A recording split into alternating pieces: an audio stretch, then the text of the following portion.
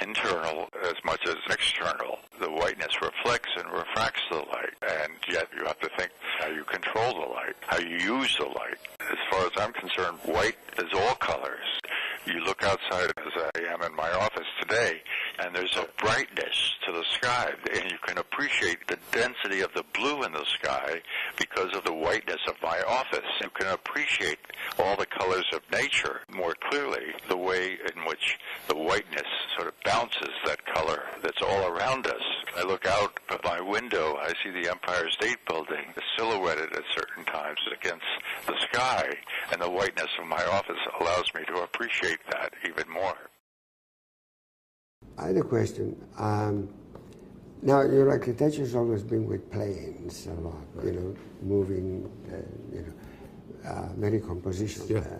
But also, normally we have a grid in the plan, and the whole plan is based on some kind of grid. But here the grid is sort of these tilted planes in elevation, but they still have a grid to them. So sometimes the grid collides, and sometimes it's clear.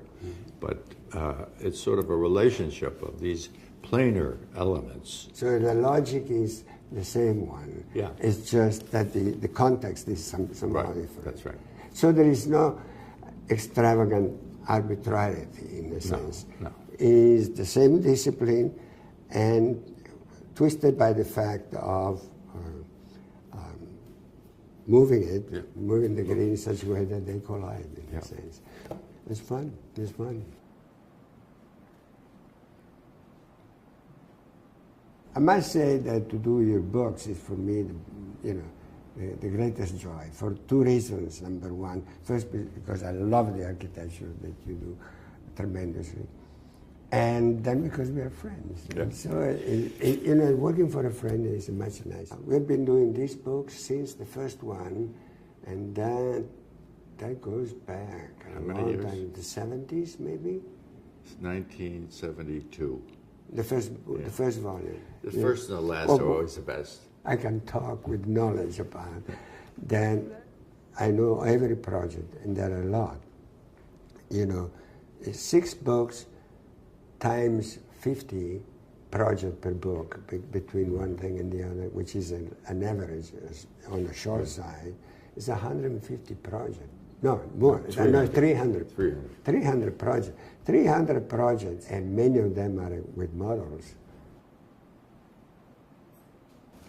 I remember so clearly, Massimo said to me, you got to consider moving your office to 10th Avenue. I said, 10th Avenue, that's a long way away from 57th Street and Lexington Avenue. Yes. I came over and I saw the space and decided I'm going to take Massimo's advice.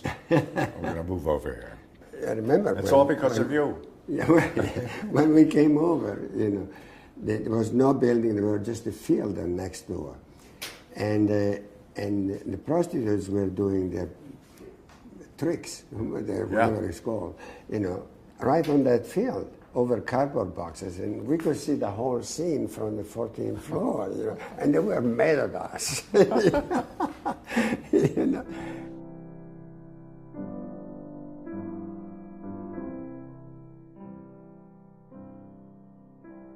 I've lived and worked all my life here in New York, and we sort of chose this location, but Massimo did and I did afterwards, because of the way it relates to the rest of the city. You're on the edge, as it were, here on the west side, and yet you're looking and seeing the city all around you. And the light and the openness of the spaces here allow us to really appreciate being in New York and seeing New York in a different way than we would if, say, we're in the middle. Being on the edge somehow lets us truly appreciate the quality of what's going on around us. Here's Massimo. He's right at the end. Above it all. Above buildings. Above landscape. Right?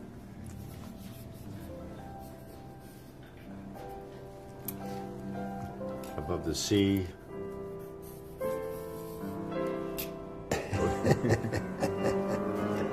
I told you it's a short movie. You know? It's about the beginning and the end.